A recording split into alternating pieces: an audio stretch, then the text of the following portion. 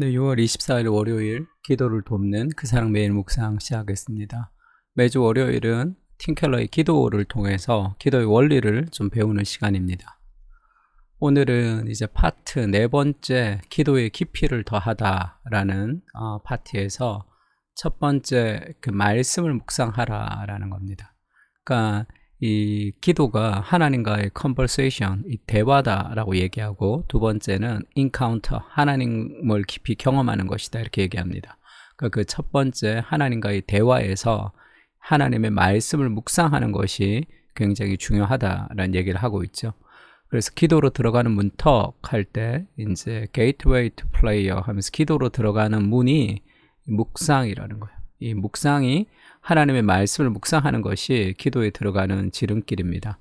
기도를 오래 하지만 기도의 깊이나 기도의 넓이가 넓어지지 않는 사람들은 말씀의 묵상이 얕기 때문에 그런 경우가 많습니다. 말씀이 깊어지면서 기도가 깊어지는 거거든요. 봅시다. 하나님의 말씀을 깊이 신뢰하고 반응할 때 기도는 주님과 나누는 대화가 된다. 하나님의 말씀으로 우리에게 얘기해 주시고 우리가 반응하는 게 기도죠.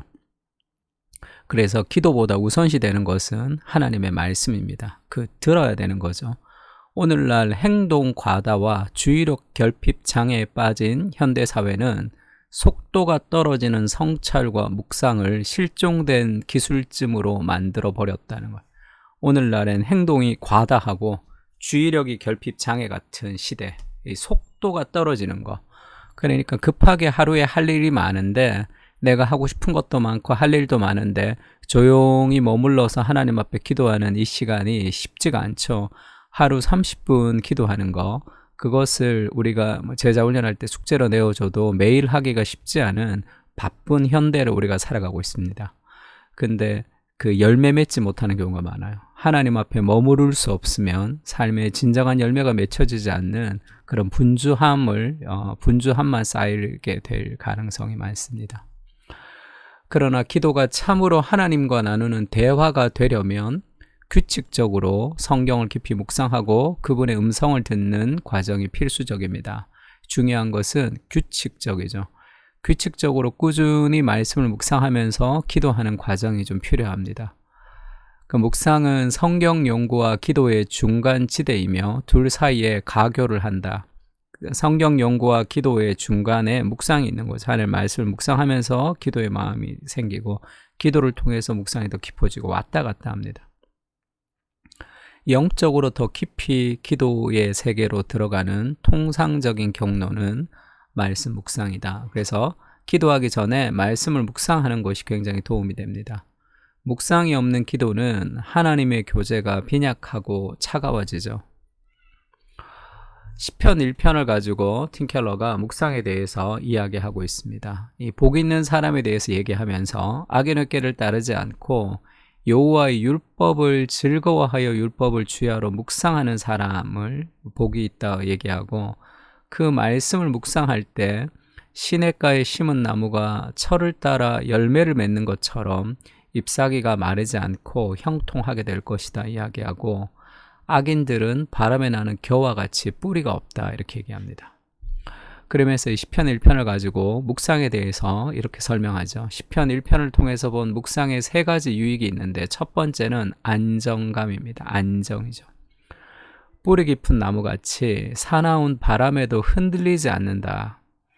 지금 나무의 뿌리가 깊기 때문에 바람에도 흔들리지 않죠. 또 나무가 물가에 심겼음을 주목해라. 냇가의 나무는 가문 날에도 창창하다. 아주 가물어도 냇가에 있을 때 창창한 거죠.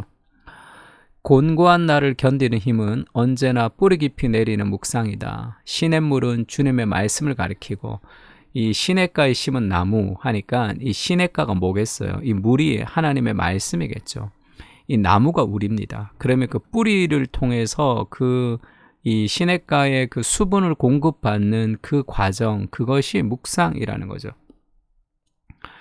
그래서 시냇가에 심어져 있는데 뿌리가 닿지 않으면 아무 의미가 없겠죠. 시냇물은 주님의 말씀을 가리키고 물가에 뿌리를 내렸다는 말은 묵상을 빗댄 표현이라 정의했습니다.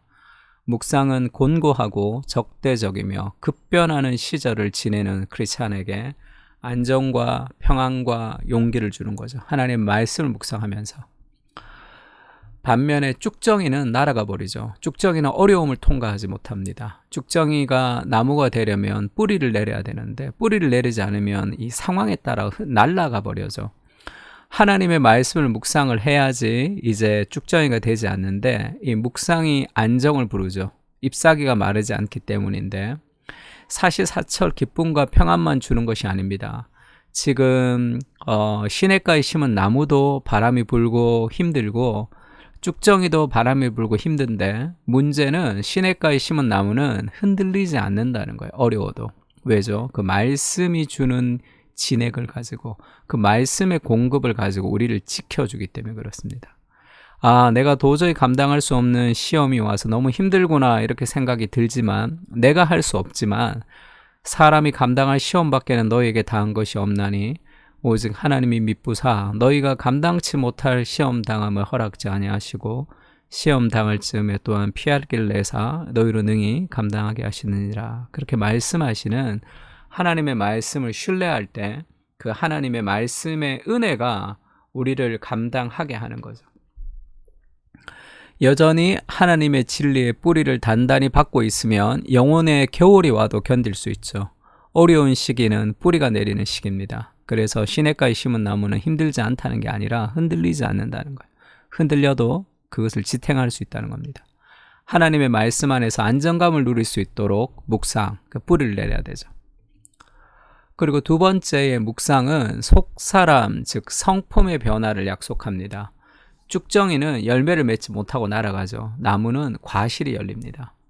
그러니까 묵상하는 크리스찬이 어떻게 과실을 맺냐 하면 일의 앞뒤를 골똘히 생각하여 깊은 확신에 이르는 성품을 갖죠. 묵상을 통해서 그 일에 깊이 생각하면서 하나님이 나와 함께 하신다는 그 삶의 확신에 이르는 성품을 갖습니다. 어려운 개념을 쉽고 간단한 말로 설명할 줄 알고 묵상하니까, 깊이 생각하니까 그렇죠. 하나님의 말씀을 묵상할 때 이제 앞뒤를 골똘히 생각하면서 확신에 이른다는 거예요. 그러니까 무슨 일을 하든지 그 이면에는 그 이유가 있습니다. 묵상하는 사람은. 그러나 많은 이들은 묵상할 줄 모릅니다. 깊이 생각하지 않아요. 하나님 앞에 머물지 않습니다. 만사를 건성으로 살피며 그때그때 내키는 대로 고르고 선택하며 삽니다. 왜 그래야 하는지 생각하지 않고 일단 움직이죠. 기분을 쫓아 행동하다 보니 피상적인 삶을 살 수밖에 없습니다. 그 인생에 뿌리가 없는 거죠. 삶의 철학이 없습니다. 그러니까 피상적으로 문화의 내러티브를 따라 살아가는 거죠. 감정의 노예가 되어 살아갈 때 열매를 맺지 못하는 쭉정이 같은 인생으로 이리저리 날아갈 수밖에 없는, 그렇게 뿌리 없는 인생을 살아갈 때가 있는 거죠. 묵상하는 이들은 압력을 받아내고 견딜 줄 알지만 그렇지 않은 이들은 쭉정이처럼 남들이 몰려가는 대로 떠돌 뿐이다. 참 멋진 묵상이죠. 오늘날의 어떤 상황을 좀 잘 보여주는 것 같습니다. 마틴 로이드 존스 목사님도 그런 얘기를 했어요. 오늘날의 기독교의 위기는 피상성이라는 거죠. 어느 누구도 자기의 영혼을 위해 깊이 묵상하지 않고 생각하지 않고 걱정하지 않는다는 거예요. 적당한 신앙생활로 그냥 흘러가는 사람들이 많다는 겁니다.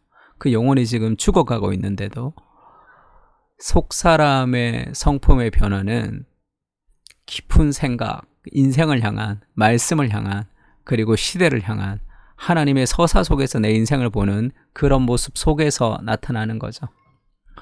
나무는 한 곳에서 또 다른 지점으로 물을 빨아들여 그 상태 그대로 이동시키는 통로가 아니라 물기를 흡수해서 시절을 맞춰 종류와 시기에 합당한 새롭고 근사한 무언가를 생산해내는 생명을 지닌 유기체다. 이리저리 왔다 갔다 하는 게 아니고 한 곳에서 가물 때도 있고 바람이 불 때도 있고 어려울 때도 있지만 그 묵상을 통해서 하나님의 말씀을 길러내면서 그 봄, 여름, 가을, 겨울을 다 지탱하면서 결국은 그 속에서 열매를 만들어내는 그 능력이 묵상의 능력이다, 이렇게 얘기합니다. 그리스도를 묵상하라.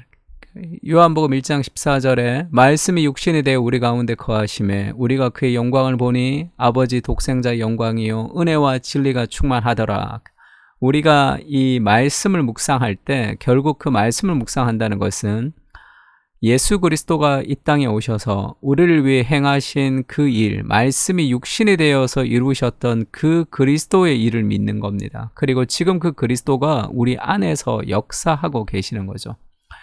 지금 내 안에 그리스도께서 어떤 일을 행하고 계신지, 그리고 그리스도가 나를 위해서 어떤 일을 행하셨는지, 앞으로 그리스도가 내 인생을 어떻게 인도하실지에 대해서 우리가 깊이 생각하고 묵상할 때 우리 인생의 여러 가지 굴레로부터 벗어날 수 있는 거죠. 예수 그리스도를 묵상하며 정말로 시냇가에 심은 나무가 흔들리지만 열매를 맺는 그 삶의 모델이 바로 예수님이시죠.